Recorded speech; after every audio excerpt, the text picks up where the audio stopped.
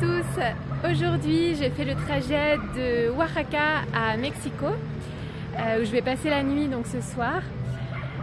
C'était 6 heures de bus. Et là, j'arrive tout juste à l'hôtel à Mexico, un hôtel que je connais déjà puisque j'y ai séjourné déjà 2 fois. Et j'ai la chance en fait de connaître les réceptionnistes qui m'ont aidé 2 fois à réserver une chambre pour moi. Donc je vais voir ça là dans quelques minutes. Donc demain, je vais normalement prendre un vol pour l'Espagne.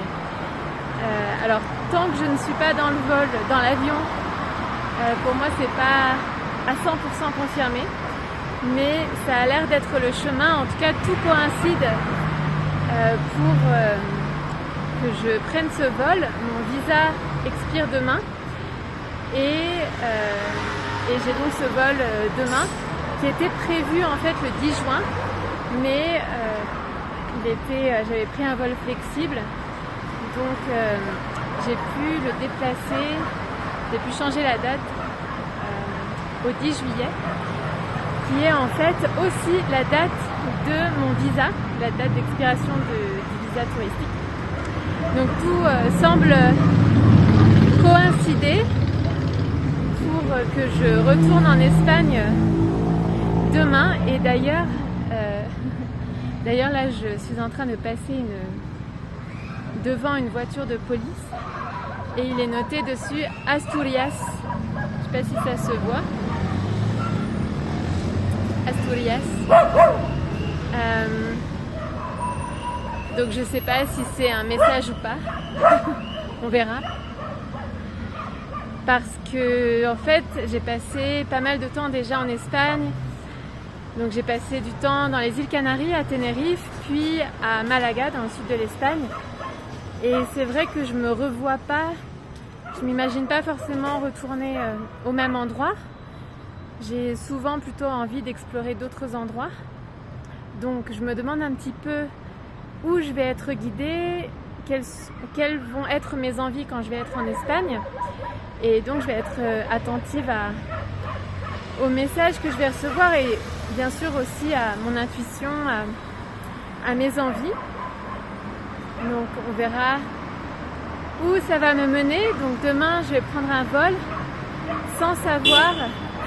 Je vais en Espagne, mais je ne sais pas exactement où je vais aller encore, exactement. Donc c'est le suspense.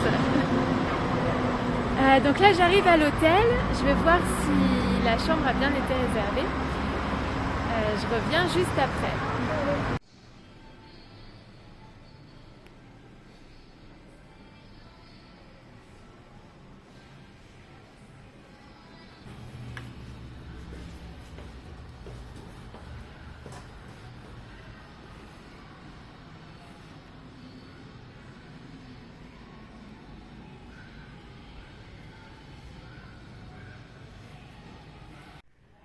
Me voici dans la chambre, donc tout s'est bien passé. J'ai la chance d'avoir une chambre au 3e étage, donc comme je le souhaitais, grâce au réceptionniste que je connais ici. En fait, je crois que l'hôtel était complet, mais donc grâce à elle, j'ai pu avoir facilement une chambre. En fait, c'est la 3e fois que je séjourne ici. Les 2 dernières fois, j'étais restée quelques jours, donc j'avais eu le temps de sympathiser avec les réceptionnistes et de créer des liens, et c'est comme ça qu'aujourd'hui donc j'ai pu avoir cette chambre. Donc vraiment l'importance d'aller vers les autres, d'échanger, de sympathiser et puis de créer des liens, parce que ça permet l'entraide et je pense que c'est vraiment important. Ça a toujours été important, mais d'autant plus aujourd'hui. On a besoin d'entraide et de liens sociaux. Et c'est toujours très, très porteur et très enrichissant. Donc je suis ici pour une nuit. Et d'ailleurs, j'avais aussi laissé pendant l'un de mes séjours, j'avais même laissé un un petit dessin qu'une amie m'avait offert quand je suis partie de France, partie de Nice. J'ai rencontré une amie peu de temps avant de partir et elle m'avait offert un dessin en souvenir. Et en fait, dans cet hôtel, j'ai échangé En fait, j'ai remplacé la valise avec laquelle je voyageais avec un sac à dos. Et donc, j'ai dû laisser plus de la moitié, en fait, de ce qu'il y avait dans la valise. Donc, j'ai refait le tri. Donc, le minimalisme, c'est un processus dans le temps. Et là, j'avais très envie de voyager avec un sac à dos plutôt qu'une valise. C'est beaucoup plus pratique. Et donc, dans la valise, entre autres, j'avais des souvenirs et j'avais ce dessin qui est très joli. Alors, il ne prend pas de place et c'est léger, mais je veux garder vraiment avec moi le minimum. Et en fait, je me sépare même des petites choses comme ça pour vraiment garder l'essentiel et me concentrer vraiment sur ce dont j'ai besoin au quotidien, donc les vêtements et puis mes affaires de toilette et deux, trois autres choses. Mais c'est vrai que les souvenirs, maintenant en général, je les prends en photo et je les garde simplement en moi. Et donc je m'étais dit, ce dessin, je vais l'offrir à l'hôtel.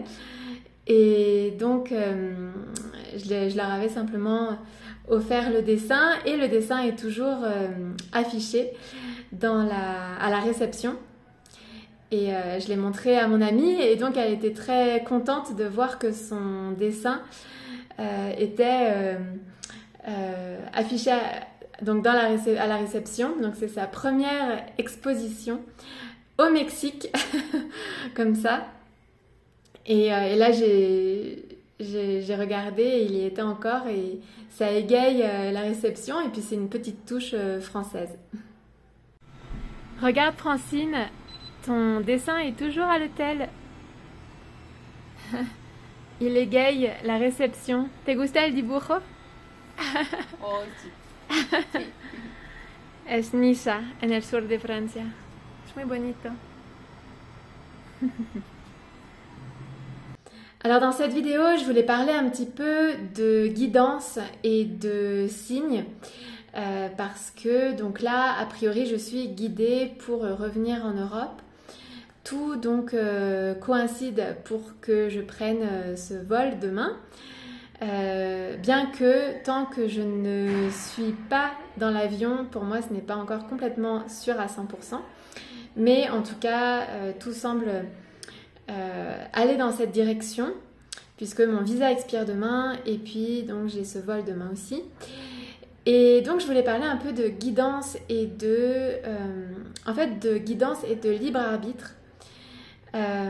Juste pour parler un peu de ce que j'expérimente parce que donc pour moi une guidance c'est quelque chose qui est très clair, c'est-à-dire que les messages que je reçois sont répétitifs, sont gros, en fait je ne peux pas les manquer et il m'arrive souvent de différentes façons, par différents biais et de façon souvent inattendue ou surprenante.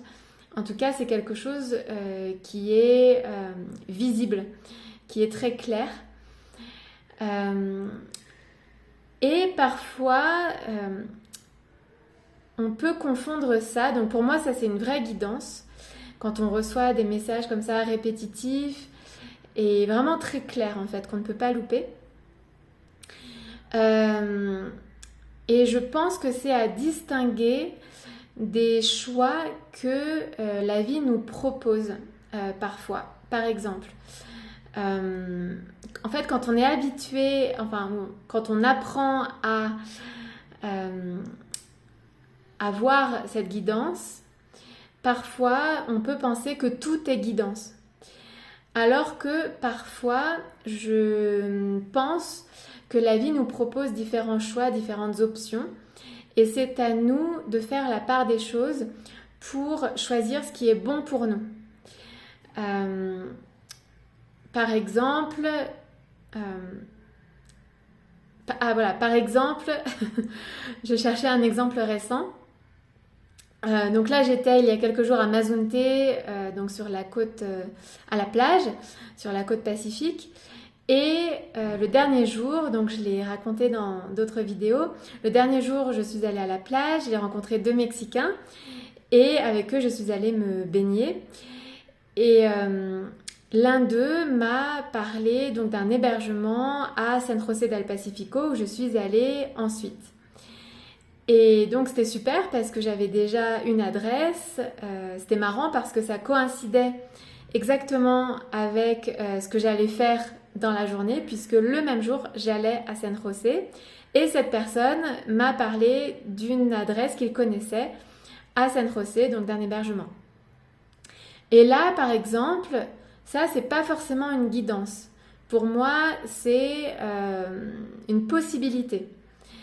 C'est-à-dire que je pouvais choisir, je pouvais décider d'aller là, d'ailleurs c'est ce que j'ai fait, mais je pouvais aussi comparer les hébergements, je pouvais aussi aller ailleurs. Donc ça c'était un choix, c'était une option, c'était une possibilité. Donc c'est un peu différent pour moi qu'une guidance. Une guidance, c'est vraiment quand je sens que quelque chose de très fort m'appelle, que ça revient sans cesse dans ma vie. Et là, je me dis, ok, là j'ai un vrai appel, on me guide par là, dans cette voie. Et apparemment, donc c'est bon pour moi, c'est le chemin, etc. Mais là, quand on me propose quelque chose comme ça, je pense que là, c'est plus une possibilité, c'est une option. Donc, on m'a proposé cet hébergement, c'était une option. C'est ce que j'ai choisi donc j'ai choisi cet hébergement parce que à ce moment-là, c'était plus simple pour moi. J'ai pas voulu comparer avec d'autres établissements. En fait, je suis arrivée à San José et l'hébergement dont on m'a parlé était juste à côté de l'endroit où m'a déposé le van. Donc, je me suis dit, ok, on m'a parlé de ces chambres. La personne avait l'air plutôt satisfaite et il était tard. J'avais pas forcément envie de comparer les hébergements, mais j'aurais pu le faire. Et peut-être que j'aurais trouvé d'autres chambres en fait qui m'auraient peut-être mieux convenu que là où j'étais. C'est possible aussi. Donc, en fait... voilà, c'était juste pour montrer la différence pour moi entre ce que je perçois comme une guidance, qui là pour moi est très claire. Alors peut-être que je peux donner d'autres exemples pour une guidance. Alors quand j'étais à Tenerife, j'ai reçu le message d'aller à Malaga. Et là c'est revenu en 3 jours. C'est revenu plusieurs fois de façon différente et c'était vraiment très clair. Donc le dernier logement où j'ai habité à Tenerife, le nom de la résidence en fait sur la porte d'entrée, il était noté Andalusia, Andalousie. Donc je le voyais tous les jours. Donc déjà j'ai vu ça en premier quand je suis arrivée. Et j'ai une amie en fait le même jour ou un jour avant, un jour après, le même jour quasiment, elle est allée à Malaga. Donc deuxième fois qu'on me parle de l'Andalousie et pareil donc dans le même laps de temps, j'ai reçu un email d'une personne d'un site qui s'appelle Workaway pour faire des échanges de services. Je ne reçois quasiment jamais d'email sur ce site. Et là, j'ai reçu l'email d'une personne, un Espagnol de Madrid, qui m'a envoyé un message, qui m'a dit... il m'a dit qu'apparemment on avait des choses en commun, etc. Et que lui, voilà, qu'il voulait simplement